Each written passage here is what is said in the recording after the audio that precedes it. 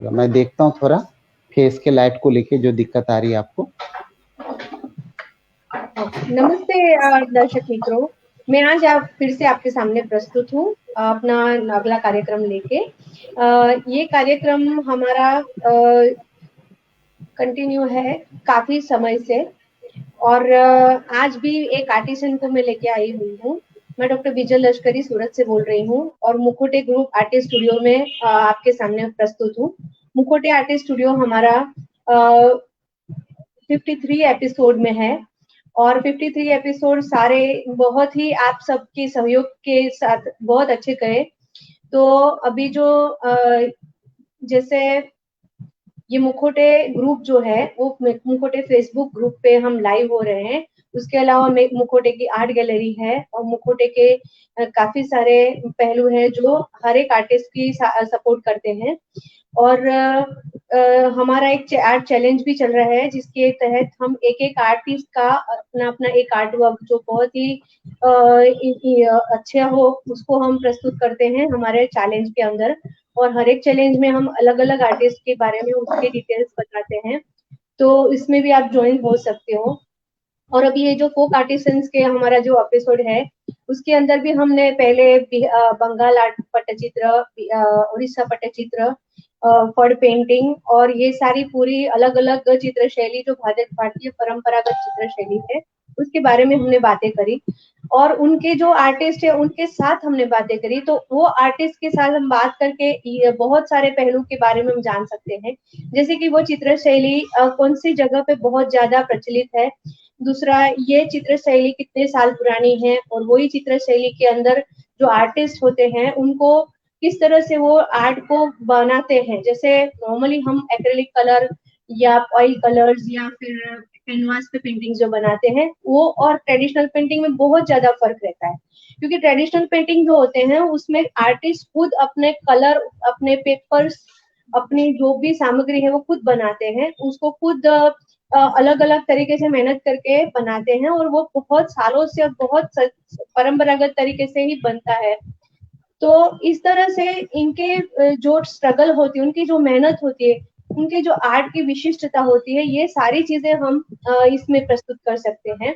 और हमारा देश जो विविधताओं से भरा हुआ है तो इसके अंदर इतनी सारी चित्र शैली है और सारी चित्र शैली की अपनी अपनी विशिष्टता है, पर फिर भी वो एक जगह पे आके मिल जाती है क्योंकि हम हमारे जो देश है वो विविधता में एकता का देश है। एक ही चीज जैसे राम भगवान का अगर हमने पेंटिंग बनाया तो मिथिला शैली में अलग है, वो पट्टचित्र में अलग है, बंगाल पट्टचित्र में अलग है, परंतु सब में जो उसका एसेंस जो रहता है, जो कला कारीगरी और सुंदरता रहती है वो एक जैसी रहती है।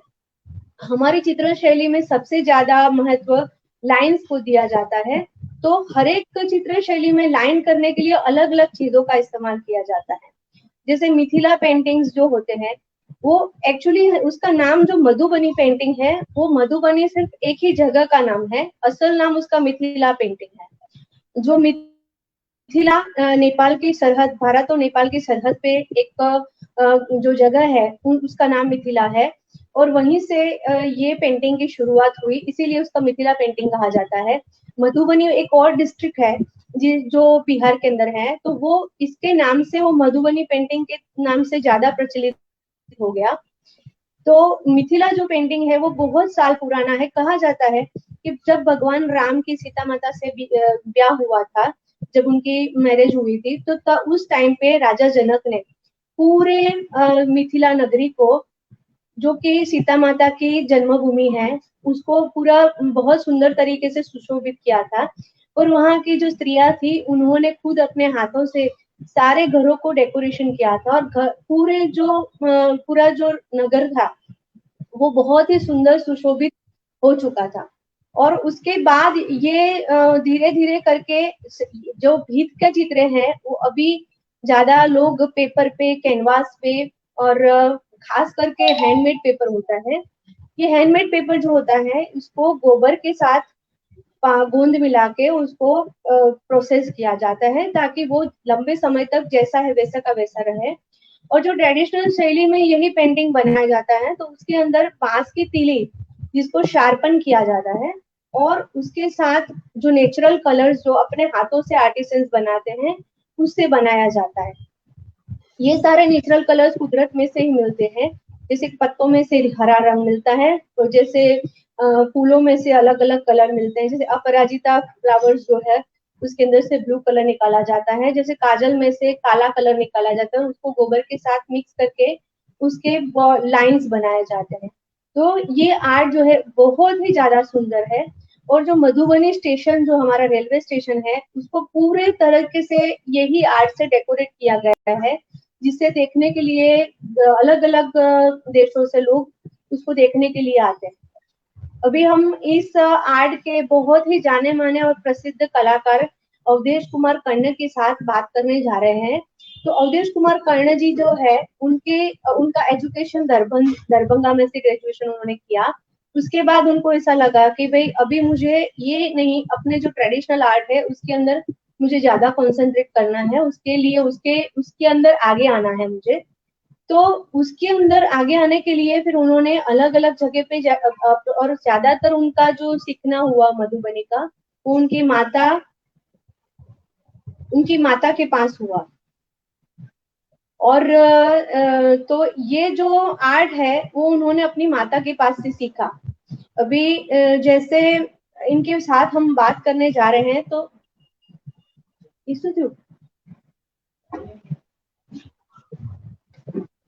इनके साथ हम जो बात करने जा रहे हैं तो इसमें हम उनके बारे में अलग अलग जानकारी लेंगे उनसे, और मधुबनी पेंटिंग के बारे में भी अलग अलग जानकारी लेंगे।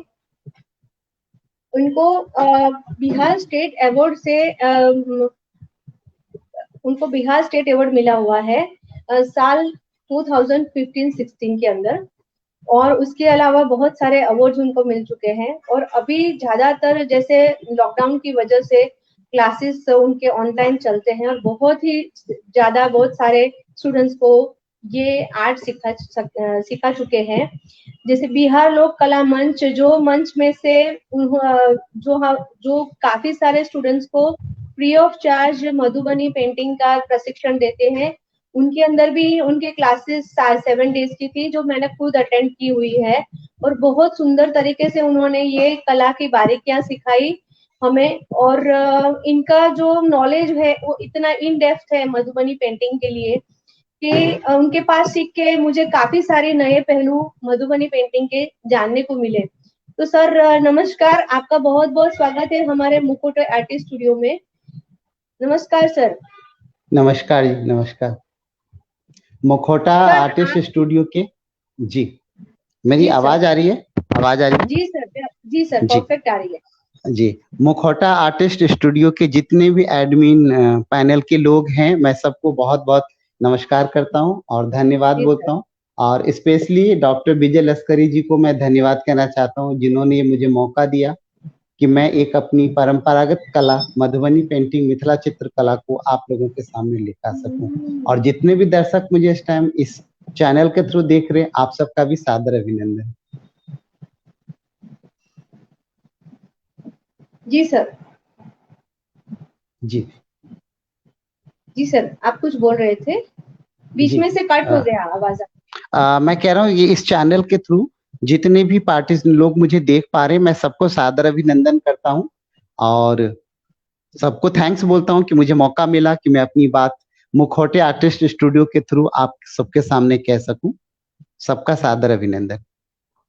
जी सर, आपका भी बहुत बहुत अभिवादन। जी सर, अभी आप पहले तो सर ये पेंटिंग की जो शैली है उसके बारे में आप थोड़ा ब्रीफ में बताइए कि ये पेंटिंग की जो शैली है आपको क्यों आकर्षित किया उसने, और आपने क्यों इसको शुरू किया करने के लिए, और आपने अपने जो प्रोफेशन है, व्यवसाय है, उसके रूप में इसको चूज किया। तो उसकी पूरी आप थोड़ी डिटेल में बताइए, ब्रीफ। जी, ये कला हमारी विरासत है, हमारी विरासत। और मैं हमेशा ये देखता आ रहा था कि हमारे यहाँ हर महीने कुछ न कुछ त्योहार हमारे यहाँ होता ही रहता है और हर त्योहार को मनाने का अलग अलग रिवाजों के हिसाब से परंपरागत तरीके से किया जाता था। मेरी माँ इस परंपरागत कला की बहुत अच्छी कलाकार मैं मानता हूँ और मेरी वो गुरु भी हैं। मैंने ग्रेजुएशन किया, उसके बाद हर आदमी को अपना एक क्षेत्र चुनना होता है, रोजी-रोटी के लिए कि हम इस क्षेत्र को लेके चलें और उस क्षेत्र में हम आगे बढ़ें। इसके लिए मेरे माइंड में आया कि हमारी ये जो विरासत है, विरासत को आगे बढ़ाना भी एक हम सबकी ज़िम्मेदारी है। हम भारत के जी सर। किसी भी स्टेट में रहते हों, हमें कोशिश करनी चाहिए कि हम अपनी विरासत को आगे लेके चलें। मैंने भी अपनी ज़िम्मेदारी उठाई, मैंने फैशन डिज़ाइनिंग का कोर्स किया, उसके बाद मैंने जॉब पकड़ा, लेकिन मन कहीं न कहीं मेरी अपनी परंपरागत मिट्टी के अंदर थी, कि मुझे अपनी परंपरा को आगे लेके चलना चाहिए। फिर उसके बाद मैंने अलग-अलग जगहों से ट्रेनिंग ली, बज़ाब्ते मैंने प्रोफ़ेशनल मैं सबसे इसकी स्टार्ट तो समझिए कि मैं 7-8 साल का था, तभी से माँ के साथ करता आ रहा हूँ। फर्स्ट अवार्ड मुझे 8 साल की उम्र में मिला था। उस टाइम मुझे उतनी पता भी नहीं थी कि इस अवार्ड की वैल्यू क्या होती है। लेकिन आज पता चलता है कि उस अवार्ड की वैल्यू क्या है। तो ये मुझे मेरे मन में आया कि अगर हम अपनी विरासत को लेके चलते हैं, अपनी धरोहर को लेके चलते हैं, तो इससे हमारी जो भारतीय संस्कृति की धरोहर वो भी बचेगी और रोज़गार भी मिलेगा।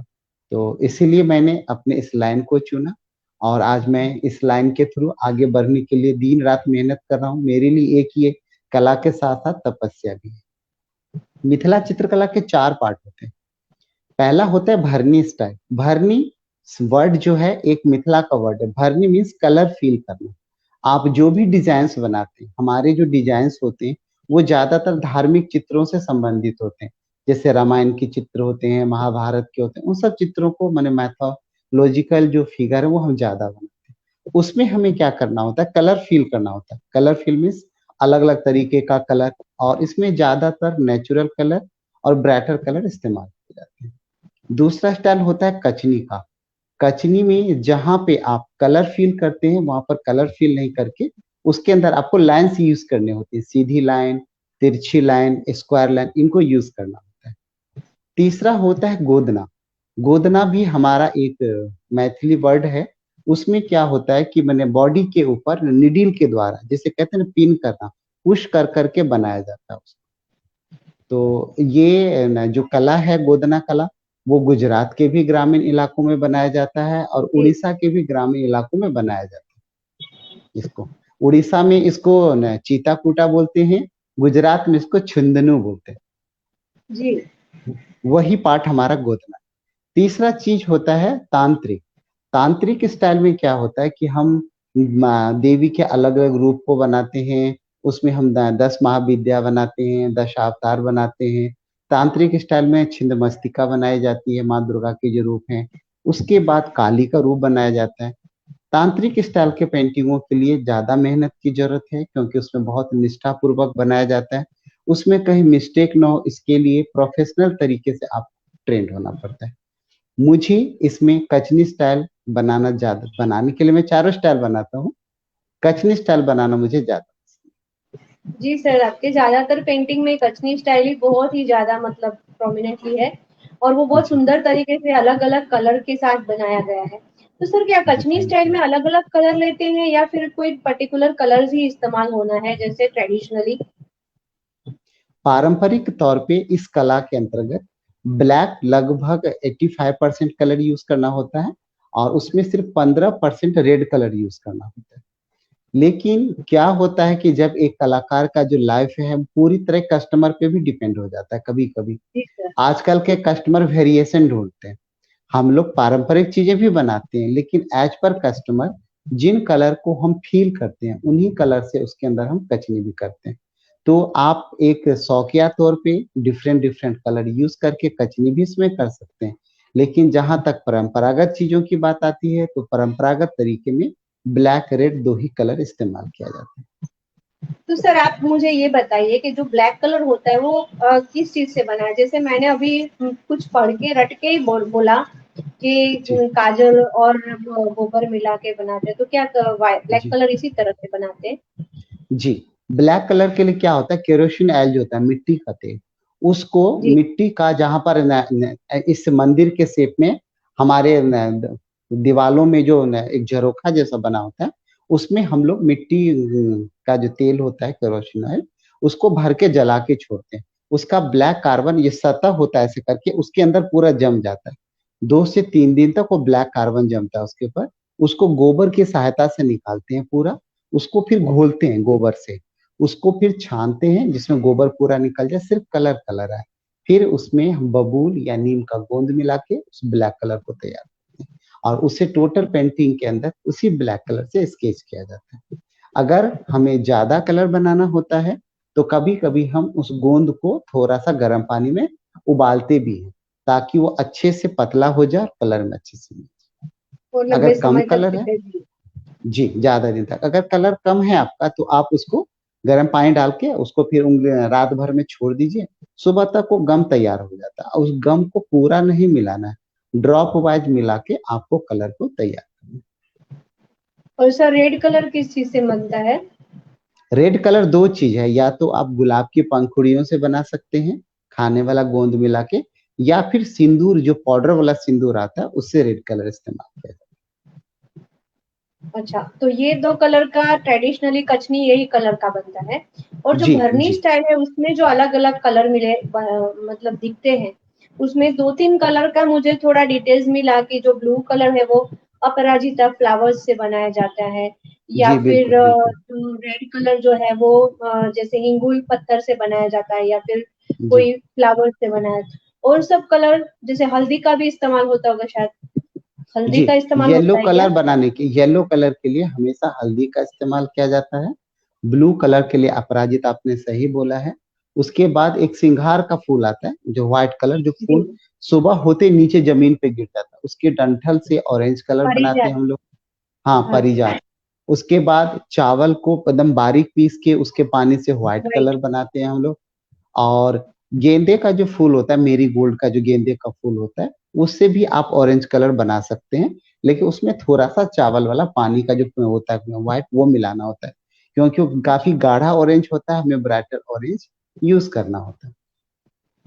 अच्छा। तो एक्चुअली सर ये सारी चीज़ें हमारे पूजा में भी इस्तेमाल होती है, तो ये जैसे ये पेंटिंग जो है, वो काफ़ी हद तक मुझे ऐसा लगता है कि जैसे कुछ परंपरागत जो अपने त्योहार है, उसके अंदर जो कुछ भगवान के ऊपर अर्पण करते हैं, वो सारी चीज़ों का ही इस्तेमाल हम ज़्यादातर ये पेंटिंग में करते हैं। तो इसका कुछ ऐसे बिल्कुल। अपना रिलीजियस सिग्निफिकेंस, जैसे अपने हिंदू धर्म के साथ भी कुछ उसका ये है क्या सिग्निफिकेंस? जी बिल्कुल है, आपने कोबर का नाम सुना होगा। कोबर जी पूरी सर। तरह एक तांत्रिक स्टाइल में बना हुआ पेंटिंग है जो इस मिथिला चित्रकला का जड़ माना जाता है। हमारे मिथिला में जो शादी होती है, बिना कोबर की शादी नहीं होती। उस शादी के अंतर्गत हिंदू देवता के अलावा जितनी भी हमारे नेचर की चीजें, सारे चीजों को इंडिकेट किया जाता है भगवान के रूप के लिए। जैसे सूर्य, चंद्रमा, नव नवग्रह, सांप, मछली, बिच्छू, भवरा, लटपटिया, सूगा, बांस, हर चीज का एक रीजन है और वो उसके अंदर बनाया जाता है, वो भी लाल कलर से। ज्यादातर सिंदूर से ही कोबर लिखने की परंपरा है, लेकिन जब हम गांव से दूर होते हैं, हमें सिंदूर अवेलेबल नहीं होता है, ऐसी स्थिति में हम क्या करते हैं, उसके अंदर रेड कलर इस्तेमाल करके, जैसे आलता होता है, आपने देखा होगा आलता जो पैर में यूज करते हैं, उससे जी। भी कोबर लिखने की परंपरा है, हम उससे भी कोबर को लिखते हैं। अच्छा, और सर अल्पना करके हमने चित्र का नाम सुना हुआ है जो कि चावल के पाउडर से बनाया जाता है, तो उसके बारे में आप सर थोड़ा बताएंगे? अल्पना नहीं अल्पना। होता, वो होता है अरिपन। अरिपन। अरिपन। जी। अच्छा। हमारे यहाँ 12 महीने में लगभग 16 पर्व होते हैं। हर 15-20 दिन पे एक त्योहार आता है, सबका अलग अलग अरिपन है। मैंने अरिपन क्लास भी किया था जिसमें हर अरिपन के महत्व को बताया था कि उसमें वो चीज क्यों बनाए जी, जाती है। जैसे न अष्टदल बनाया जाता है, जैसे बेटा चुमान, जी, बेटी चुमान, हर फेस्टिवल का अलग अलग है। उसमें सिस्टम क्या होता है कि चावल को पानी में भिगा के रखते हैं 2-3 घंटा तक, उसको बारीक पीसते हैं और फिर उस लिक्विड को, जो हमारी ये लास्ट वाली 3 उंगलियां हैं, इन 3 उंगलियों की सहायता से बनाया जाता है। ये 3 उंगलियां ही ओके। हमारा ब्रश का काम करता है। हम उस घोल में उंगली को डुबाते हैं, फिर उसको करते हैं, बिना किसी मेजरमेंट का उसको बनाया जाता है। तो वो अरिपन अच्छा। होता है। भारत के अलग अलग जगहों पे कहीं पे चावल का पाउडर इस्तेमाल होता है रंगोली के रूप में। जैसे आप साउथ साइड में जी सर। जाएंगे तो देखेंगे पाउडर को, चावल के पाउडर को चुटकी की सहायता से डिजाइन बनाते हैं। तो जी सर। हर जगह का जो सोच है, हर जगह की जो धार्मिक भावना एक ही है, लेकिन बनाने का तरीका अलग। तो सर एक्चुअली ये भी चीज मैंने बहुत बार सारे मेरे एपिसोड्स में मैं एक बात बताती हूँ कि जैसे ट्रेडिशनल अपने जो पेंटिंग्स होते हैं उसके अंदर जो भी चीजें इस्तेमाल होती है उसको जी, प्रकृति के साथ घुल मिल सकते हैं हम।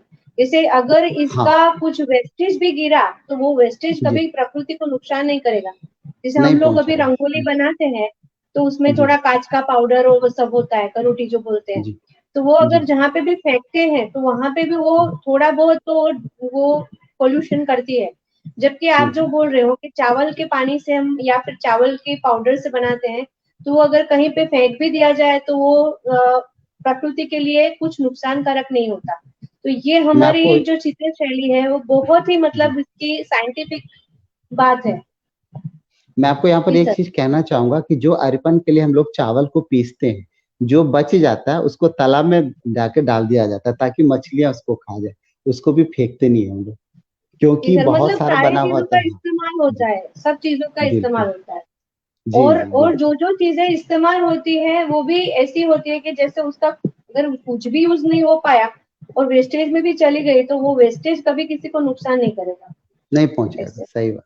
जी सर, पर जैसे हल्दी है, हल्दी भी मतलब जी, हेल्थ के लिए भी अच्छी है और अगर वो आप यूज भी करते हो तो उसका भी कोई भी खराब वो नहीं होता, पॉल्यूशन नहीं होता। कभी तो नहीं, ये कोई सारी पॉल्यूशन नहीं चीजें। है उसके अंदर। जी। जी, और कोई दूसरा सर पॉल्यूशन ये नहीं है उसके कि अंदर।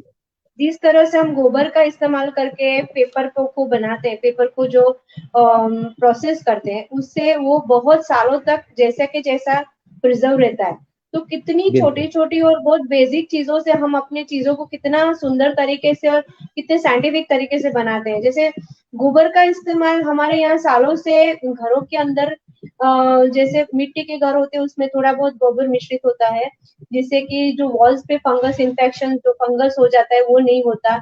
या फिर बिल्कुल, जो उसकी पपड़ियां निकलती है तो वो उसकी स्टिकीनेस से चिपकी रहती है। और गोबर बिल्कुल। हमारे यहाँ पवित्र भी माना जाता है। गाय का गोबर जी, खास करके बहुत पवित्र माना जाता है। और गाय के एग्ज़ैक्टली। गोबर का पूजा में भी इस्तेमाल होता है, उसके उसके द्वारा जो यज्ञ होता है। और अभी अभी जैसे एक साइंटिफिक फैक्ट वो भी बाहर आया कि उसकी एंटीवायरल प्रॉपर्टी भी होती है कोरोना के जी, बाद। कि गोबर जी, की एक गोबर को जलाने से उसका जो धुआं निकलता है वो एंटीवायरल का भी इफेक्ट बनता है। तो ये बिल्कुल। सारी चीजें हमको गर्व देती हैं कि हमारा जो परंपरा है जिसके अंदर हम अभी धीरे धीरे करके हम उसको भूल रहे हैं या फिर उससे मुंह फेर रहे हैं। तो वो चीज अभी जैसे मुझे ऐसा लग रहा है कि वो चीज सब वापस आनी बहुत जरूरी है।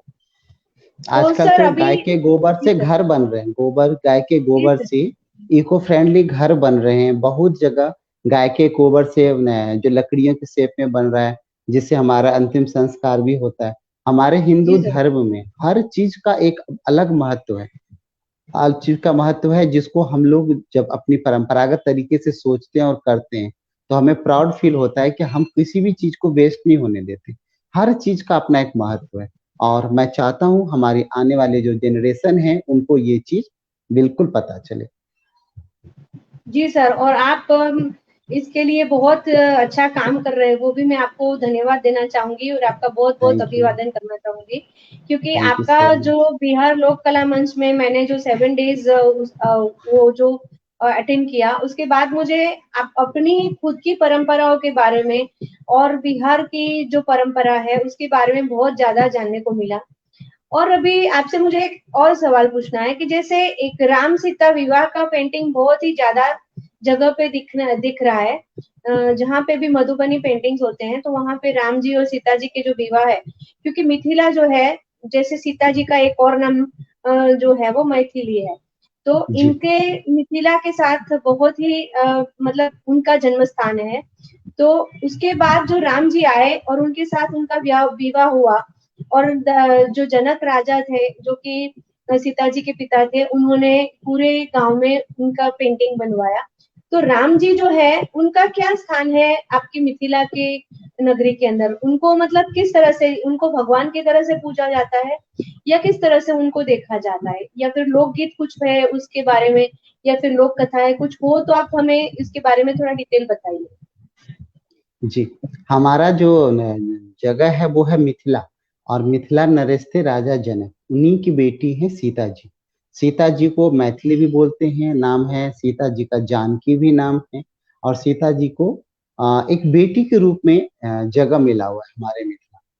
जब जी राम जी आते हैं हमारे मिथिला में तो हमारे लोक गीतों में उनको एक दामाद के रूप में ज्यादा स्वीकार किया गया है, एक भगवान के रूप में कम। हमारे लोक गीतों में लोग उनसे परिछन होता है, जब शादी होती है हमारे यहाँ, जब दूल्हा द्वार आता है आंगन में आने के लिए, उसकी पहली एंट्री होती है, तो वहां पर लोक गीतों में उनसे पूछा जाता है कि आपके सारे भाई गोरे हैं, आप क्यों काले। माने कहने का मतलब हंसी मजाक में भी उनको एक दामाद का जगह ही मिला, उनको भगवान के रूप में लोग कम मानते हैं, क्योंकि वो एक तो सर तरीके से ये एक बहुत हमारे। बड़ी विशिष्टता है, मतलब जी ये बहुत जान के इंटरेस्टिंग लगता है, बहुत ही रसप्रद लगता है। बिल्कुल जी सर। बिल्कुल। और हमारे यहाँ पर ज्यादातर आपको जो मिलेंगे माने मंदिर, वो बजरंगबली जी का, हनुमान जी का या शिव जी का। हमारे यहाँ विद्यापति जी थे, महान कवि थे, उनके यहाँ शंकर भगवान खुद उनके घर उगना बन के नौकर बन के रह रहे थे, क्योंकि उनकी वो सेवा करते थे, सारी चीजें, पूरा ये प्रमाण है आज भी कि जब जब जब विद्यापति जी ने उनसे पूछा कि आप कौन हो, तो उन्होंने यही बोला था कि आप मेरे से ये मत पूछो कि मैं कौन हूँ, जिस दिन आप मेरे से ये पूछोगे मैं उस दिन यहाँ से चला जाऊंगा। एक छोटा सा कहानी शेयर करना चाहूंगा। दोनों कहीं जा रहे होते हैं, विद्यापति जी और उगना। उगना शंकर भगवान जी थे जो उनके नौकर बन के थे, विद्यापति जी उनको उगना बोलते थे। एक जंगल में उन्होंने उनको बोला विद्यापति जी ने कि उगना मुझे प्यास लगा है, कहीं से पानी लेके आओ। अब वो बिल्कुल वो जगह एकदम सुनसान जगह, बालू बालू भरा हुआ। वो पीछे गए, अपने रूप में आए, गंगा जी लिए जाके विद्यापति जी को पिलाते हैं। आज भी वहां पर शंकर भगवान का मंदिर है जहां से वो अंतर ध्यान होते हैं, उसको उगना महादेव आज भी बोला जाता है। वहां पर वो जिद कर दिए विद्यापति जी कि नहीं उगना, आज तो तुमको सच्चाई बतानी पड़ेगी कि तुम कौन हो, कहाँ से आए हो, तुम कुछ बता नहीं रहे हो। तुमको आज बताना पड़ेगा कि इस निर्जल जगह पे तुमने गंगा जल कहाँ से। तो वो बोले नहीं मत पूछिए मेरे से, नहीं तो मुझे आपको छोड़ के जाना पड़ेगा। वो एकदम बोले कि ठीक है तुम छोड़ के चले, कि तुम बताओ। शंकर भगवान जी ने अपना रूप दिखाया कि मैं आपकी भक्ति से खुश होकर आपके साथ रह रहा हूँ, और आज मैंने आपको वचन दिया था कि जिस दिन आप मेरी सच्चाई जानेंगे मैं चला जाऊंगा। वहां पर विद्यापति जी रोते रह गए, लेकिन शंकर भगवान अंतर ध्यान हो गए। आज भी वहां पर उगना महादेव है जहाँ पर लोग बहुत श्रद्धा के साथ जाके गंगा जल और बेलपत्र चढ़ाते हैं, क्योंकि वहीं से शंकर भगवान तो हमारे जैसे मिथिला में अलग अलग भगवानों की बहुत बार एंट्री हुई, अलग हाँ, साक्षात प्रमाण है, आज भी प्रमाण है सब चीजें। जी तो सर जैसे ये कहानी में भी एक रहस्य छुपा हुआ है कि अति जी। ज्ञान भी बहुत ही गलत चीज है। जैसे तुम गलत, कुछ हाँ। चीजों को श्रद्धा की नजरों से भी देख सकते हो, सारी चीजों बिल्कुल को के लिए के अंदर तह तक जाके उसकी उसके बारे में बहुत ज्यादा जानने की भी जरूरत नहीं है। जैसे नहीं, भगवान को दूसरी भी चीज। श्रद्धा श्रद्धा की जी नजर से आप देखोगे तो आपको भगवान भगवान के स्वरूप में ही दिखेंगे। अगर आपको बहुत ज्यादा उसके अंदर विज्ञान और सब ढूंढना है, ज्ञान विज्ञान ढूंढना है, तो वो भगवान जी, आपको कभी भी नहीं मिलेंगे। तो कभी सर नहीं यही। मिलेंगे। दूसरी जी चीज, सर। रिस्पेक्ट। सबसे बड़ी सबक ये दिखाया जाता है कि कोई भी हो, आपको हर आदमी में एक प्लस पॉइंट है, हम सबको हमको रिस्पेक्ट करना चाहिए। जब आप किसी की रिस्पेक्ट करते हैं, किसी के साथ आप अच्छे से रहते हैं, तो वो आपके लिए एक प्लस पॉइंट है। ऐसा नहीं है, देखिए बहुत बार ऐसा होता है कि हमारे सामने में हीरा रखा रहता है, हम उसको पत्थर समझ के फेंकते रहते हैं। हम उसको जी सर। पत्थर को ये सोच के रखें अपने पास कि इस पत्थर में भी कुछ गुण है, तो देखिए आपको वो पत्थर में भी एक अच्छा नजरिया हमारा सही होना चाहिए, ये मेरा मानना है। तो सर सर और आप आपके जैसे क्लास के अंदर आपने हनुमान जी के बारे में भी बताया था कि हनुमान जी जी का बहुत ही महत्व है बिहार के अंदर, और जी। बहुत सारे मंदिर भी है, और आप सारे जो पेंटिंग है उसमें भी आप हनुमान जी को बहुत सुंदर तरीके से प्रस्तुत करते हैं। तो सर उसके बारे में भी आप थोड़ा बताइए।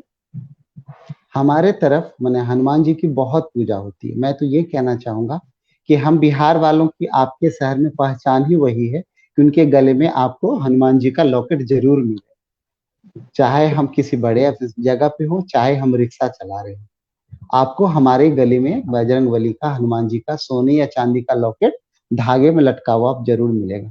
हमारे यहाँ जब पहली बार बाल कटता है, मुंडन संस्कार जिसको बोलते हैं, उसमें नानी के घर से वो एक गिफ्ट आता है जो बाल कटने के बाद उसके गले में पहनाया जाता है। ये एक परंपरा है। नानी अपने नातिन को, मैंने अपने बेटी के बच्चे को इसीलिए भेजती है कि बजरंगबली उसके हर हाल में उसकी रक्षा करेंगे। यहाँ पर एक श्रद्धा वाली बात है और विश्वास की जीत है। कि किसी भी कीमत पे बजरंगबली इसके ऊपर कोई मुसीबत नहीं आने देंगे। राम जी के ऊपर जब जब मुसीबत आई, हनुमान जी ने उनकी हर समय मदद की, उसी तरह हमारे बच्चे की भी रक्षा करेंगे। हर आधे किलोमीटर पर आपको एक छोटा से छोटा बजरंगबली का मंदिर जरूर मिलेगा। बहुत बड़ी आस्था है हमारे तरफ उनके ऊपर, और लोग उनकी पूजा करते हैं। जी सर। सर और एक और पेंटिंग मैं बहुत ज़्यादा देखती हूँ, डोली और कहार का। तो जी ये डोली और कहार का पेंटिंग का भी कुछ उसका भी कुछ बात है उसके अंदर भी कि जो बहुत जगह पे दिख रहा है। तो ये देखिए भी क्या एक परंपरागत चित्र है? बिल्कुल बिल्कुल, शादी जब होती है वो वहां पर डोली कहार भी सीता जी की विदाई को ही ध्यान में रख के बनाया जाता है। हमारे यहाँ परंपरागत तौर पे जो महफा होता है, डोली जिसको बोलते हैं, हमारा मैथिली वर्ड महफा है। महफा वो एक बांस से बना होता है, उसमें चार कहार होते हैं। कहार मीन्स जो उसको उठाता है, दो आगे दो पीछे। उसमें ये दिखाने की कोशिश की जाती है कि एक लड़की दो परिवार के साथ जुड़ी हुई है, और वो दो परिवार के साथ किस तरीके से अपने आप को स्टैब्लिश करने की कोशिश कर रही है, ये दिखाने की कोशिश की गई है उसके अंदर। कि वो दो परंपरागत तरीके से एक परिवार से निकलती है और दूसरे परिवार की मदद के लिए आगे जाती है। तो उसकी जो विदाई है वो डोली में ही होता है। लेकिन समय के हिसाब से आधुनिकता हुई है और लोग इसके अंदर अपने हिसाब से आगे बढ़ रहे हैं। डोली की जगह गाड़ियां जगह ले रही हैं, कार आ गया हुआ है। लेकिन फिर भी कोशिश की जाती है परंपरागत तरीके से कि डोली में ही लड़की की विदाई। जी सर। सर और कोई परंपरागत चित्र है कि जो मतलब मैं शायद मेंशन करना भूल गई, तो आप वो उसके बारे में भी बता सकते हैं। जैसे मछलियों का भी बहुत पेंटिंग्स मैंने देखे हुए हैं, और जी, मछलियों का रास और वो सारे मतलब, तो मछली का भी कुछ सिग्निफिकेंस है क्या आपकी मछली चित्र शैली? मछली हमारे तरफ एक शगुन है, माने कहते हैं ना गुड लक है वो। गुड लक के तौर पे, एक मिनट होल्ड करिए।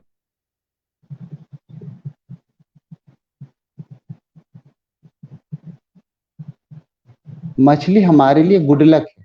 और वो गुड लक क्या चीज है कि मैंने हमारे यहाँ हर पर्व त्योहार में, मैंने जैसे बच्चे का जन्म होता है, शादी होती है, तो मछली एक गुड लक के रूप में खाया भी जाता है और परोसा भी जाता है। लड़की की जो विदाई होती है हमारे यहाँ, अगले दिन लड़की की विदाई नहीं होती। हमारे यहाँ चौथे दिन लड़की की विदाई होती है। बाराती तो चला जाता है, लड़का रह जाता है। चौथे दिन सारे रस्म निभाने के बाद लड़के के घर से, दूल्हे के घर से जब तक मछली दही का भार मीन्स बड़े बड़े टोकरियों में नहीं आ जाता है, लड़की की विदाई कंफर्म नहीं मानी जाती। तो मछली हमारे यहाँ हर रस्म में उसको निभाने की परंपरा है। बच्चे के जन्म में माँ को मछली खिलाया जाता है, शादी में बारातियों को मछली खिलाया जाता है। मैंने एक तरीके से गुड लक और आपके उज्जवल भविष्य के लिए मछली का देख के जाना शुभ माना जाता है। इसीलिए मछली भी पेंटिंग आप ज्यादा देखते होंगे। इसके अलावा आप देखते होंगे कि हमारे यहाँ कृष्ण रास ज्यादा बनाया जाता है। कृष्ण रास में जी कृष्ण जी की अलग अलग लीलाओं को हम बनाते हैं। हम लोग जो हनुमान जी और सीता जी का संवाद है अशोक वाटिका में, रामायण सीरीज में, हम वो बनाते हैं। तो इस तरीके से अलग अलग तरीके का वो होता है, मैंने पेंटिंग बना के उसको कंप्लीट किया जाता है। और सर एक और चीज मैंने देखी है, सूर्य देवता। तो जी, हाँ, तो सूर्य सूर्य देवता का भी। देवता। जी, जी। सूर्य देवता आपने हमारे बिहार का छठ पर्व का नाम सुना होगा। छठ पर्व में हमारे यहाँ फर्स्ट डे डूबते हुए सूरज की पूजा होती है और अगले दिन उगते हुए सूरज की पूजा होती है। तो हमारे यहाँ सूर्य को एक तरीके से भगवान का दर्जा मिला है, भगवान मानते लोग। हमारे यहाँ आज भी जिनका संतान माने जिनका बड़ा बच्चा बेटा है, माने फर्स्ट उसका जो बच्चा है वो बेटा है, तो अक्सर हाँ माँ हर संडे को नमक नहीं खाती, मीठा खाती है, सूर्य देवता को जल चढ़ाती है। उस दिन नॉनवेज नहीं खाती है। और बच्चे के उज्जवल भविष्य के लिए उनको जल अर्पण किया जाता है सूर्य देवता को। ये जी चीज है। सर, तो तो सूर्य आपके बिहार। देवता के रूप हाँ में जी, अरिपन जितना भी होता है, जो भी अरिपन है, कोबर है, उसमें सूर्य देवता को उसमें सूर्य देवता को जरूर से जरूर इंडिकेट किया जाता है। जैसे कि छठ पर्व में दो वो है, एक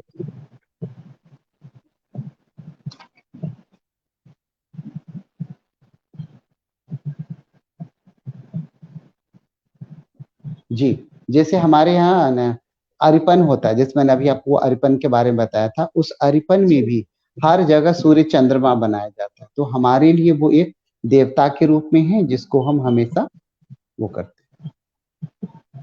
जी सर। और मुझे आप ये बताइए कि छोटे से छोटे पेंटिंग कितने साइज के होते हैं और बड़े से बड़ा पेंटिंग कितने साइज का आपने बनाया हुआ है? हैं। देखिए, मैंने सबसे बड़ा पेंटिंग अभी तक 6 फीट बाय 6 फीट का पूरी कृष्ण लीला को बनाया ओ कैनवस के ऊपर। जी और उसके बाद जो हमारा हैंडमेड पेपर होता है जिसके ऊपर हम इस पेंटिंग को बनाते हैं, वो 22 बाय 30 का होता है। माने 22 उसकी जो ना विड्थ होती है, 30 उसकी लेंथ होती है। और सबसे छोटा होता है greetings book mark. Book mark आपका 7 इंच लेंथ होता है, 2.5 इंच उसकी विड्थ होती है। बुक मार्क के रूप में हम लोग उसको बनाते हैं। और बाकी डिपेंड करता है कस्टमर के ऊपर भी कि वो किस साइज की पेंटिंग चाहते हैं, क्योंकि आजकल लोग डायरेक्ट पेंटिंग नहीं खरीद के अपने वॉल के साइज के हिसाब से भी ऑर्डर करते हैं कि हमारे घर में इतना बड़ा स्पेस बचा है, उसके अकॉर्डिंग आपको पेंटिंग बना, तो हम उसको बना। जी सर। सर और जो ये मधुबनी रेलवे स्टेशन है उसके ऊपर जो इतने सारे पेंटिंग्स बनाए हुए हैं, तो जी वो सब आर्टिसंस कैसे मतलब वो उन लोगों ने जुटाए और किस तरह से हुआ, आप कुछ बता सकोगे? जी, मधुबनी स्टेशन पे जो काम हुआ वो सुंदरता दिखाने के लिए काम हुआ है। माने आज तक इतने बड़े इस लेवल पे फर्स्ट टाइम कितने पेंटिंग को पूरे दीवार पे बनाया गया था। उसका मकसद यही था कि ये हमारी विरासत है और हमारे यहाँ जितनी भी रिसर्च करने के लिए इस कला के ऊपर फॉरेनर से या फिर इंडिया से लोग जाते हैं, तो वो मधुबनी स्टेशन ही उतरते हैं। बहुत छोटा सा स्टेशन है वो, लेकिन उतरने के बाद उनको हर जगह हमारी ये परंपरागत कला दिखे, इसके लिए सारे आर्टिजनों ने मिलकर इसके ऊपर काम किया था।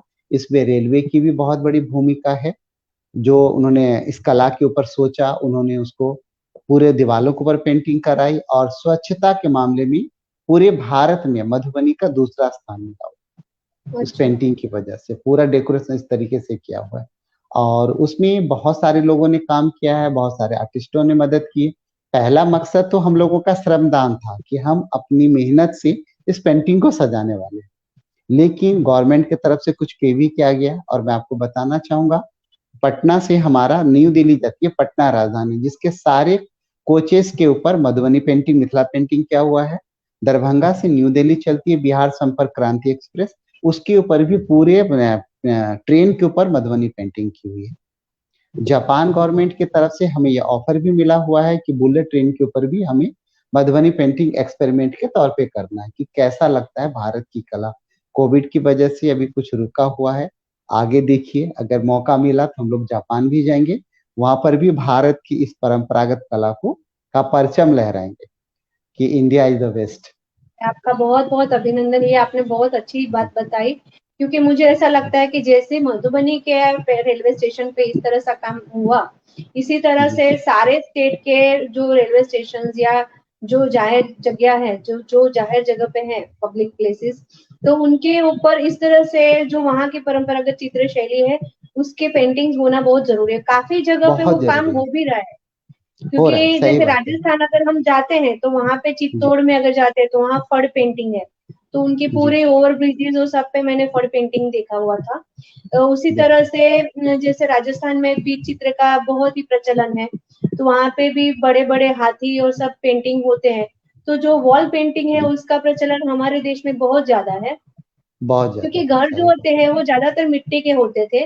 मिट्टी के घर की खूबसूरती बढ़ाने के लिए उसके अंदर, जैसे हमारा जो देश है उसमें काफी सारे लोग ऐसे हैं कि जो मिट्टी के घरों में रहते हैं, तो मिट्टी के घरों को डेकोरेशन करने के लिए, जैसे हमारे कच्छ में, गुजरात में कच्छ में पूरा उसको मिरर से और लिप्पन उसके आर्ट। अंदर वो लिपन आर्ट उससे पूरा डेकोरेट लिप्पन आर्ट। किया जाता है।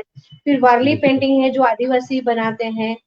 फिर काफी सारा चितारा आर्ट है जो कर्नाटका में है, जो भी वो भी वॉल आर्ट ही है। और उसकी भी मतलब जो डिटेल्स है वो यही तरह की है कि जैसे एक तो वो शादी ब्याह के साथ जुड़ा हुआ होता है, फिर दूसरा कि उसमें जो सिंबल्स जो होते हैं, उसमें जो प्रतीक होते हैं वो सारे हमारे धर्म के भी होते हैं और उसके साथ शुद्ध प्रतीक भी होते हैं, जिससे कि जो घर में रहने वाला है उसका सब भला और अच्छा हो। इस तरह बिल्कुल। के बहुत सारे सोच विचार के साथ ये सारे पेंटिंग होते हैं।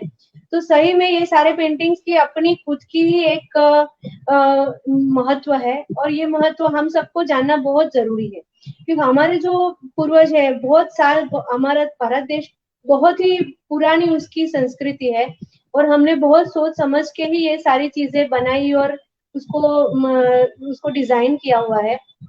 तो ये पूरी दुनिया में फैलना बहुत जरूरी है। काफी सारी चीजें मेडिटेशन के साथ भी जुड़ी हुई हैं, कि कुछ कुछ प्रतीक जो होते हैं वो मेडिटेशन के लिए भी वो प्रतीक को रखना जरूरी है। तो ये काफी सारी चीजें उसके अंदर जानकारी मिल सकती है।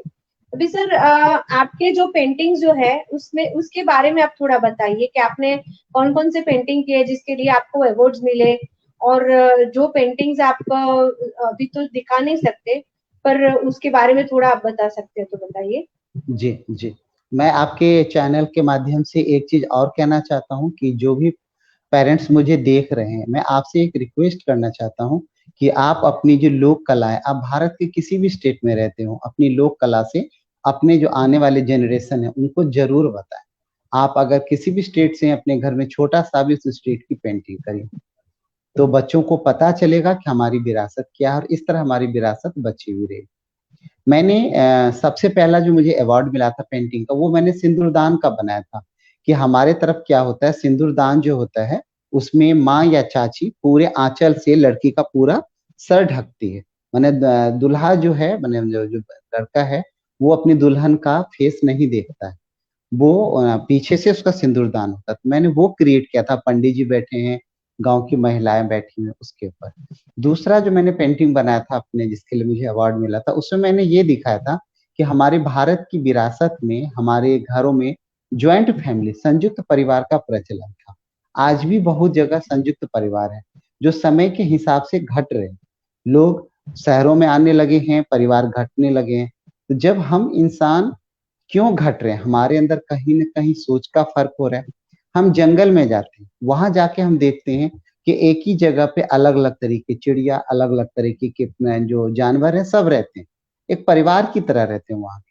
मैंने उसी को इंडिकेट किया था, मैंने 2 मोर दिखाया था। उस मोर के पूरे बॉडी में मैंने छोटे-छोटे मछलियाँ दिखाई थी, कि एक मोर है, वो मछली के बच्चे को किस तरीके से अपने पास शरण दिए हुए रखा हुआ है, ताकि उसका पोषण हो पाए। तो वो वाली पेंटिंग पे मुझे सेकंड अवार्ड मिला था। उसके बाद मैंने कृष्ण जी का जो उन्होंने वस्त्र हरण किया था, मैंने कैनवास के ऊपर वो बनाया था, उसके ऊपर मुझे अवार्ड मिला था। स्टेट अवार्ड के लिए मैंने लकड़ी के टेबल पे मैंने एक्सपेरिमेंट किया कि अभी तक हम लोग पेपर पे, कपड़ों पे, कैनवास पे, वॉल पे करते हैं। क्यों ना हम लकड़ी के आइटमों पे भी कुछ ट्राई कर सकते हैं। तो मैंने लकड़ी के टेबल के ऊपर पूरा मछली रास बनाया था, जिसके ऊपर मुझे स्टेट अवार्ड मिला था। अभी मैंने एक कला रत्नम अवार्ड के लिए मेरा सिलेक्शन हुआ है, उसमें मैंने क्या किया है, उस पेंटिंग को में मैंने कि न कृष्ण जी राधा जी को मना रहे हैं। राधा जी रूठी हुई हैं और कृष्ण जी उसको मनाने की कोशिश कर रहे हैं। मैंने 2 भाव दिखाने की कोशिश किया मैंने। एक में प्रेम का भाव है, कृष्ण जी मनाने की कोशिश कर रहे हैं। दूसरी तरफ राधा जी को भी कृष्ण जी से प्रेम है, लेकिन राधा जी चाहती कृष्ण जी उनको मनाएँ। प्रेम दोनों जगह है, लेकिन बस थोड़ा सोच का फ़र्क है कि आप मुझे मनाओ। तो इस तरीके से मैं कोशिश करता हूँ हमेशा कि कुछ अलग तरीके की पेंटिंग बनाऊँ, लोगों को पसंद आए और कुछ न कुछ संदेश देना चाहता हूँ। मेरा मेन संदेश पर्यावरण के ऊपर है। मेरी जितनी भी पेंटिंग्स हैं, उसमें आप देखते होंगे कि ट्री ऑफ लाइफ मैं ज़्यादा बनाता हूँ। हम लोग जो है ग्लोबल वार्मिंग से जूझ रहे हैं, पर्यावरण की समस्याओं से जूझ रहे हैं, तो हमें कहीं न कहीं अपने लाइफ में पेड़ लगाने चाहिए। इसको संदेश देने के लिए मैं अपने हर पेंटिंग में, चाहे ग्रीटिंग्स कार्ड हो, बुकमार्क हो, बड़े से बड़ी पेंटिंग हो, मैं पेड़ ज़रूर ऐड करता हूँ, बस ये संदेश देने के लिए, ताकि मेरी एक छोटी-सी कोशिश लोगों तक पहुँच सके। बिल्कुल सर। और सर ये सारी चीजें जो अपने जो सारे पेंटिंग्स है उसके अंदर सब में प्रकृति का बहुत ही सुंदर चित्रण किया हुआ है। तो ये चीज हमारे चित्रों में एक और है कि जिसमें प्रकृति का बहुत ही महत्व है, और प्रकृति में भी खास करके जैसे पेड़ पौधे, पक्षी, मछलियां, सूर्य भगवान, चंद्र, सारे एक दूसरे के साथ किस तरह से ताल से ताल मिला के पूरा विश्व बनाते हैं, पूरी प्रकृति बनाते हैं, ये सब दिखाने की कोशिश होती है। जो कि देखने से ही इतना पॉजिटिव वाइब्रेशन देता है। जैसे कि एक पेंटिंग जो हो उसके अंदर जो पॉजिटिविटी होती है पूरे रूम में वो पॉजिटिविटी फैलती है। तो मधुबनी पेंटिंग या फिर हमारे सारे परंपरागत जो चित्र शैली है उसके अंदर बहुत ही ज्यादा ये सकारात्मक जो एनर्जी है, शक्तियां है वो है, और वो पूरे घर के अंदर उसको मतलब वो एनर्जी फैलाता है। तो जी जो कंटेम्प्रेरी आर्ट के लिए मुझे कुछ भी प्रॉब्लम नहीं है। आर्ट आर्ट होता है, एब्स्ट्रैक्ट आर्ट भी आर्ट ही है, और ज्यादातर बिल्कुल। मुझे तो काफी हद तक ऐसा लगता है कि एब्स्ट्रैक्ट आर्ट भी काफी इंस्पायर होता है ट्रेडिशनल आर्ट से, क्योंकि हमारे जी काफी आर्ट जो है वो एब्स्ट्रैक्ट के जैसे ही है। तो फिर भी जो सुंदरता और जो पॉजिटिव एनर्जी इसमें मिलती है वो सही में वो अनुभव का विषय है। बिल्कुल। तो सर मैं ये यहाँ पर एक आपका। चीज जी सर जी बोलिए। मैं यहाँ पर एक चीज कहना चाहूंगा कि इस कला को अगर आप मेडिटेशन के तौर पे लेना चाहते हैं तो आप लेके देखिए। हम लोग अभी एक क्लास कर रहे हैं जिसमें हम लोग 60+ जो एजेड लोग हैं उनको हमने ऐड किया हुआ है। रिजल्ट ऐसा आया है कि उसमें किसी का डायबिटीज बहुत हाई रह रहा था, किसी को बहुत ज्यादा टेंशन रहती थी। आज वो इस कला के थ्रू मेरे से सीख के अपना सब कुछ भूल के एकदम मेडिटेशन के तौर पे। मेरे क्लास में 82 ईयर्स की भी एक आंटी है। उनका अनुभव मैंने पूछा तो कहती कि बेटा मैं अभी तक मुझे ये लग रहा था कि लाइफ में कुछ नहीं बचा मेरे लिए, लेकिन आज मुझे लगता है कि मैं 5 साल की बच्ची हूँ। मैं 3 बजे रात में उठती हूँ और पेंटिंग करती हूँ इस सोच के कि मुझे सर को सुबह दिखाना है। तो पॉजिटिव है, मेडिटेशन है, मैं सारी चीजें भूल गई हूँ। अभी से पहले मुझे टेंशन रहता था, उठना है, दवा खाना है। मैं सारे काम तो कर रही हूँ लेकिन इस कला को मैंने कला से कम मेडिटेशन के तौर पे ज्यादा लिया। तो मैं ये नहीं कहना चाहता हूँ कि सिर्फ मिथिला चित्रकला मधुबनी पेंटिंग ही ऐसा है। आप अगर घर में जो मुझे अभी देख पा रहे हैं, अगर आप किसी भी वजह से टेंशन में हैं तो आप भारत की किसी भी कला को मेडिटेशन के तौर पे लेके देखिए। हाफ एन आवर से स्टार्ट करिए। देखिए आपकी जो बीमारियां हैं, आपकी जो समस्याएं हैं, आपको खुद ब खुद घटती नजर आएंगी। कोशिश करके देखिए मेडिटेशन के तौर पे। जो आपको बनाना था, आपके अंदर एक कलाकार छुपा हुआ है, आप उसको बाहर निकालिए। देखिए आपका जीवन कितना बेहतर और सर एक मिट्टी से जुड़े होने की भी भावना प्रतीत होती है कि बिल्कुल जैसे हम अपना ट्रेडिशनल आर्ट अगर बनाते हैं तो एक गर्व महसूस होता है, और उससे बिल्कुल। उसके साथ हमारी जो खुद के राष्ट्र है उसकी भावना भी जी प्रज्वलित होती है। तो ये सारी बिल्कुल। चीजें एक अनुभव का विषय है, जो मतलब शायद जो भी ये पेंटिंग बनाएगा उसको ये अनुभव प्रतीत होगा। तो सर बिल्कुल। आपके साथ बात करके बहुत ही अच्छा लगा। अभी हम आपके कुछ पेंटिंग्स दिखाएंगे, जो जी पेंटिंग आप एक के बाद एक उसके बारे में आप थोड़ा डिटेल बताइए। जरूर। और सर आप इसके अलावा और भी कुछ कहना चाहते हैं तो वो आप बताइए वो भी। जैसे एक मैं और बस चीज मैं मेंशन करना भूल गई कि आपकी जी जो धर्मपत्नी है वो भी बहुत ही सुंदर आर्टिस्ट है, तो आप जी उनके बारे में भी थोड़ा बताइए। और जो और एक आर्ट है जे जो कि पेपर मैशी, वो भी आप जी बनाते हो, तो उसके जी बारे में भी थोड़ा ब्रीफ में बताइए। जी पेपर मेसी बिहार की एक पारंपरिक लोक कला है जिसके अंदर कागज, जितने भी घर के वेस्टेज पेपर होते हैं उसको कूट के उसके अंदर मुल्तानी मिट्टी, फेविकॉल, मेथी पाउडर मिला के अलग अलग तरीके का डेकोरेशन पैटर्न बनाया जाता है। मैंने और मेरी वाइफ श्रीमती अनुभा कर्ण है, दोनों ने मिलके इस कला को आगे बढ़ाया है और हम लोग इस कला को लेके आगे चल रहे हैं। यहाँ पर मैं एक चीज कहना चाहता हूँ कि हमारे घर में आप जहां भी रहते हो, आप अपने घर की महिलाओं का सम्मान कीजिए। आपकी उन्नति में आपके घर में किसी न किसी महिला का ही हाथ होगा, चाहे वो आपकी माँ हो, आपकी बहन हो, कोई भी हो, वो आपकी उन्नति में। बिल्कुल मैं एक उदाहरण देना चाहता हूँ। मेरी माँ आज मेरी गुरु है। मेरी माँ के ने मुझे जन्म दिया और इस लायक बनाया कि मैं इस कला को आगे लेके जाऊं। लेकिन इस कला को सुचारू रूप से एक प्लानिंग के तहत मैं कैसे लेके जा सकता हूँ, उसमें मेरी वाइफ के का बहुत बड़ा योगदान। मेरे क्लासेस कब हैं, मेरे इंटरव्यूज कब हैं, मुझे क्या करना है, वो सारी चीजें वही करती है। तो मैं आपको कहना चाहता हूँ कि नारी को, कुछ नारी जो होती है ना, वो आपके लिए अपना पूरा जीवन समर्पित कर देती है। भले ही हमें नहीं दिखता है, हम सोचते हैं कि वो करती क्या है, लेकिन मैं फील करता हूँ कि हर समय वो इस बात से रहती कि किस तरह मैं अपनी लाइफ में आगे बढ़ूं। महिलाओं का सम्मान करिए, अपने जीवन में आप हमेशा खुशहाल रहिए। ये मैं ट्री ऑफ लाइफ वाली पेंटिंग है 22 बाय 30 का, जो आप स्क्रीन पे देख पा रहे हैं। ये बिहार जी लोक सर। कला मंच के लिए मैंने बनाया था। ट्री ऑफ लाइफ सर ये पूरा बहुत कचिन स्टाइल सुंदर में है, बना हुआ बहुत है। ज्यादा इसको सुंदर बन है सर ये। Thank you so much. इसको बनाने में मुझे 21 डेज का टाइम लगा था, पूरा कचनी स्टाइल में ये पेंटिंग। इतना खूबसूरत, मतलब क्या बोलूं मैं। और अगर अपने घर के ड्राइंग रूम में अगर ये लगाया हुआ है, तो जैसे जी वो घर के अंदर पूरा इतना पॉजिटिव एनर्जी देता है। बिल्कुल क्योंकि बिल्कुल। वैसे भी पेड़ पौधे पक्षी वो एक पॉजिटिविटी के प्रतीक है। और अगर हंड्रेड एक ही परसेंट पेंटिंग में सारी चीजें अगर दिखने को मिल जाए तो वो तो बहुत ही सुंदर होता है। और सर मेरे आपने जो घर ये में बात जी करी ना, बहुत ही जी खूबसूरती से बात करी कि जैसे जैसे हमारे यहाँ जो महिलाएं हैं उनको अभी धीरे धीरे उनकी भी काफी सारी उनका भी काफी प्रगति हो रही है। परंतु बिल्कुल। सही में जहाँ पे भी महिलाएं अच्छी तरीके से पढ़ाई करती है और अच्छी तरीके से अपने परिवार को संभालती है, वहाँ का पूरा माहौल ही अलग होता है। मैं सर रात के बहुत 3 बजे पेंटिंग पेंटिंग करता हूँ। मैं रात में 3 बजे पेंटिंग करता हूँ। मेरे पीछे मेरी वाइफ कॉफी लेके खड़ी होती है। उनको इस बात का माय चिंता लगा रहता है कि अगर इनको नींद लगेगा तो ये अच्छा क्रिएशन नहीं कर पाएंगे। मेहनत मैं कर रहा हूँ, लेकिन मेरी मेहनत के पीछे उन्हीं का है।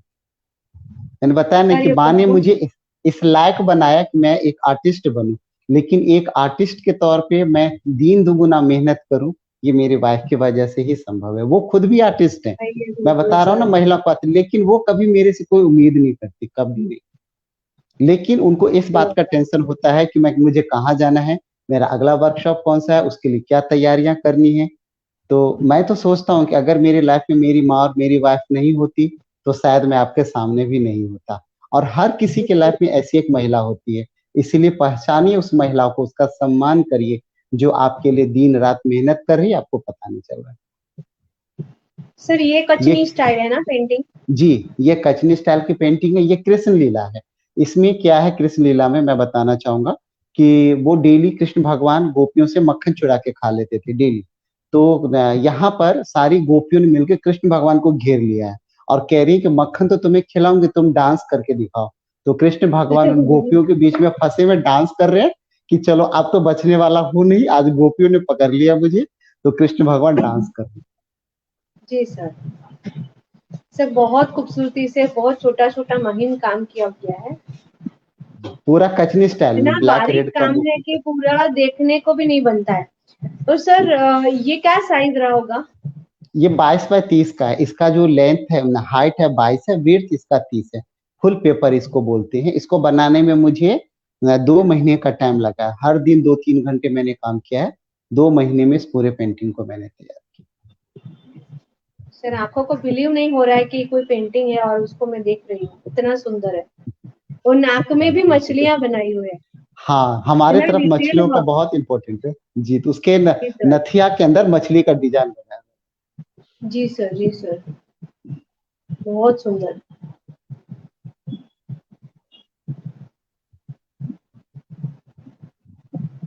ये डोली सर का वो हार है। डोली कहाँ है जो आपने बोला था डोली वो? का हार है जी। इसमें एक जगह देखिए मैंने मोर बना रखा है। गांव की जो जी बेटियां सर। होती हैं हाँ। उसको हर कोई सम्मान देता है। ये दोनों मोर भी दुखी है, नीचे भी 2 मोर है, ऊपर भी दुखी है कि उनकी एक सहेली, उनकी एक दोस्त जिसकी शादी हो गई है, वो गांव से विदा हो रही है। देखिए दोनों उदास होके, दो चारों मोर जो ऊपर नीचे मैंने बना रखा है, वो उदास है कि आज हमारी दोस्त कहार में बैठ के ससुराल जा रही है। तो ये दोनों सिर्फ दुखी था, आर्ट नहीं है, उसमें इतनी सारी भावनाएं डाली हुई है कि भावना मतलब डाली हुई है। जी, कि ये जो लड़की है उसके मन जी में भी जैसे नई जिंदगी की ओर देख रही है तो उसकी खुशी है। और अपने सहेली और बिल्कुल। पूरे गांव से बिछड़ने का गम है, तो जो चेहरे गम पे है भी दिख बिल्कुल। रहा है उसका। फिर उसके पशु बिल्कुल। पंखी भी उसके मित्र है जो जी उसका जाते हुए देख के दुखी हो रहे हैं। और चारों बिल्कुल। कहार जो है वो भी शायद उसके गांव के हैं, जिसके मुंह पे भी दुख दिखाई दे रहा है कि अभी हमारे घर की बेटी, हमारे गांव की बेटी ये गांव छोड़ के अपने ससुराल जा रही है। तो ससुराल को बहुत जा ही रहा सुंदर पर। तरीके से पूरा डिपिक्शन किया हुआ है।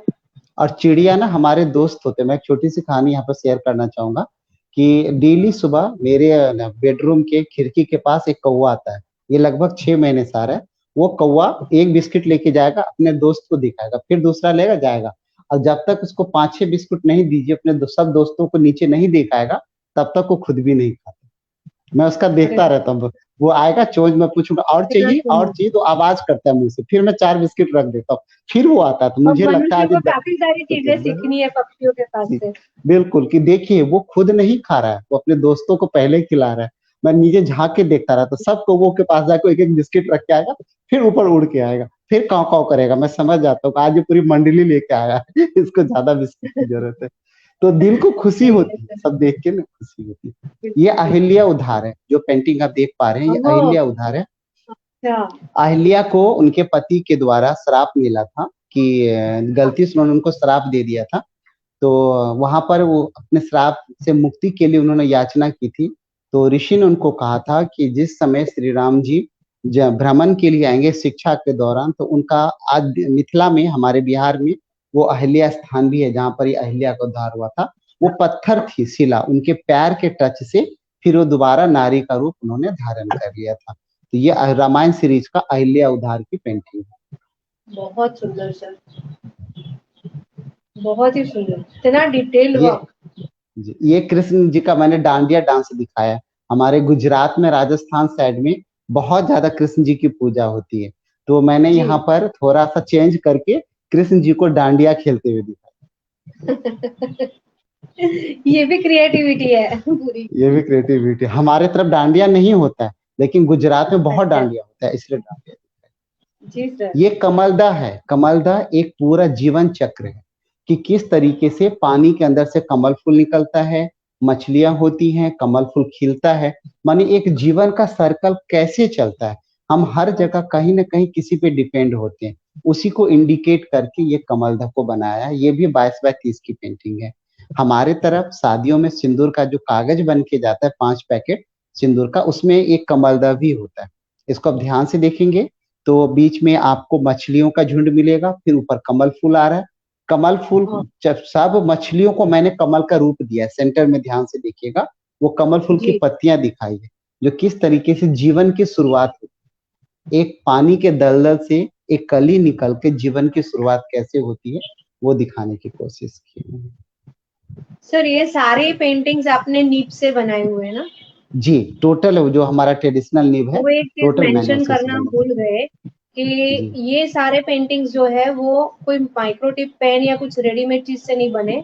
वो छोटे-छोटे जो नीब्स हमारे पुराने स्टाइल के होते हैं, वो जी इंक में या एक्रिलिक कलर में डुबो-डुबो के उसका पूरा जी लाइन किया जाता है और उसके जी। बाद ये सारी लाइन्स जो है वो नीब से ही बनाई जाती है। देखिए यहाँ पर एक उसके लिए मोर की बहुत पेंटिंग प्रैक्टिस आप करना देख पा रहे हैं। ज़रूरी है।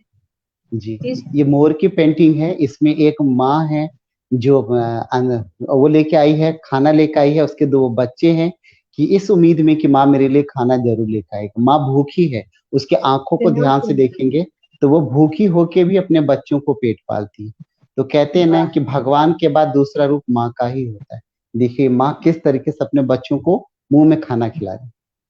इतना सुंदर, बहुत ही beautiful. Thank you, thank you. यहाँ पर भी एक कृष्ण लीला है।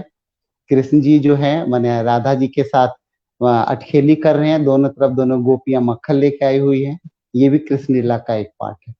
इसको मैंने कचनी और भरनी मिक्स किया है, थोड़ा सा भरनी भी है इसके अंदर और कचनी भी है।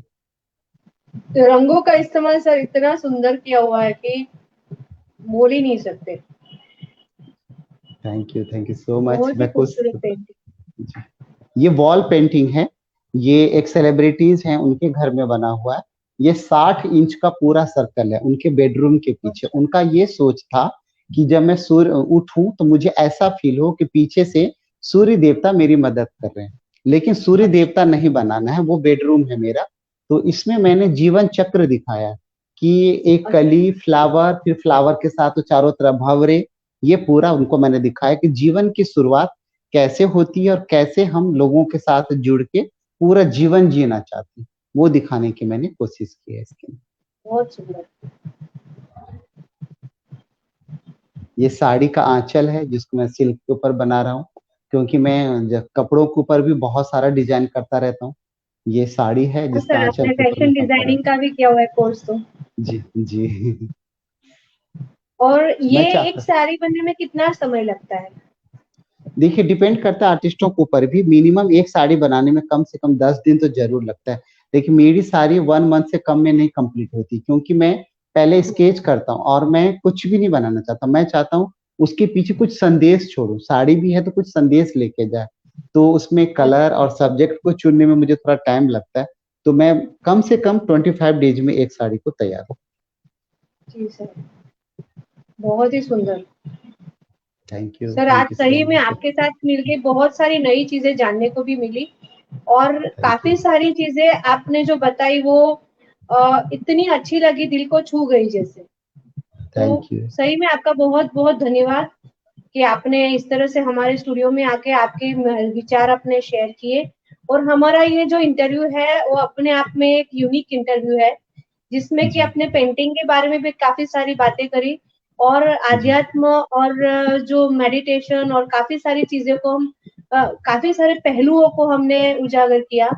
तो जी। इसलिए शायद दर्शक मित्रों को बहुत ही अच्छा लगा होगा, और काफी मजा आया होगा आपकी इस बातें सुन के, और आपकी जो भी विचार है वो जी। सुन के। ये पेपर मेसी का लैंप शेड है। जी सर। जो पेपर मेसी कला मैं कहता हूँ, ये इसमें लाइट लगता है, ये जलता है। ये घर के अंदर जिस कोने में रहता है, ये भी एक पॉजिटिव एनर्जी देता है। ये दिखाता है कि जिंदगी को नजरिए से देखिए। जिंदगी को आप जिस नजरिए से देखेंगे, जिंदगी वैसा ही होगा। जिंदगी को बिल्कुल सर। खूबसूरती की नजर से देखिए, रंग बिरंगी दुनिया है। तो मैंने इस लैंप शेड को भी एकदम कलरफुल बनाया है। ये जी लैंप सर। शेड है जिसको आप घर के डेकोरेशन में यूज बहुत कर ही खूब। सकते अगर हैं, बंद पहन भी कर होगा, सकते वो हैं। लैंप जला भी नहीं होगा, तो भी वो बहुत जी खूबसूरत दिखेगा लगा हाँ, हुआ। काफी कलरफुल दिखता है। तो ये सर आपका वर्किंग प्लेस, वर्क स्टेशन है हाँ शायद। हाँ, वर्क स्टेशन है ये। रात में क्योंकि घर में लोगों को डिस्टर्ब ही ना करूं, तो मैं सारे लाइट बंद करके टेबल लाइट जला के फिर मैं काम करता रहता हूँ कि लोगों को डिस्टर्ब ही ना हो, मैं अपना काम बिल्कुल। भी करूँ। देखिए यही है वो, जो मेरा सेकंड अवार्ड का जो मैंने आपको बताया था कि एक मोर है जो मछलियों को अपने पंख में, अपने पीठ के ऊपर सहारा देकर नया जीवन देने की कोशिश कर रही है। तो जब ये इस तरीके के बर्ड्स या फिर फिश एक साथ जीवन जी सकते हैं, हम क्यों नहीं जी सकते। जी सर। जी। बहुत ही ये डिटेल भर और बहुत खूबसूरत जी वर्क है, और जी, ये कलर का भरनी स्टाइल में इस्तेमाल बना हुआ बहुत है। ही अच्छे से किया हुआ है। Thank you so much. और मैं तो थैंक्स बोलना चाहूंगा मुखौटा आर्टिस्ट टीम स्टूडियो के सारे रिस्पेक्टेड मेंबर को और आपको, जिन्होंने मुझे मौका दिया कि मैं अपने मन की बात आप लोगों के साथ शेयर नहीं कर सर, सकूं। हमें इतनी सारी चीजें जानने को मिली, और इतनी अच्छा लगा, पूरा 1 घंटा कहाँ बीत गया और समझ में भी नहीं आया। और फिर भी जैसे इतने पहलू उजागर हुए, इतनी सारी चीजें जानने को मिली कि सही में मतलब पूरा बहुत ही अच्छा इंटरव्यू रहा सर आपका। Thank you sir so much. और आपने थैंक यू इतना, सो मच। बहुत ही आपका जो बिजी शेड्यूल है, मुझे पता है आपका कितना शेड्यूल बिजी है, आप इतने सारे वर्कशॉप्स कराते हो, तो उसके अंदर से आपने इतना वक्त निकाला हमारे लिए, और आपने अपने बारे में, अपने पेंटिंग के बारे में, अपने जो आर्ट है उसके नजरिए के बारे में सब इतनी सारी बातें करी, तो हमें इतना अच्छा लगा। आपका बहुत बहुत अभिनंदन, आपका बहुत बहुत अभिनंदन। Thank you sir. Thank you so much. Thank you. जी सर, नमस्ते सर। नमस्ते।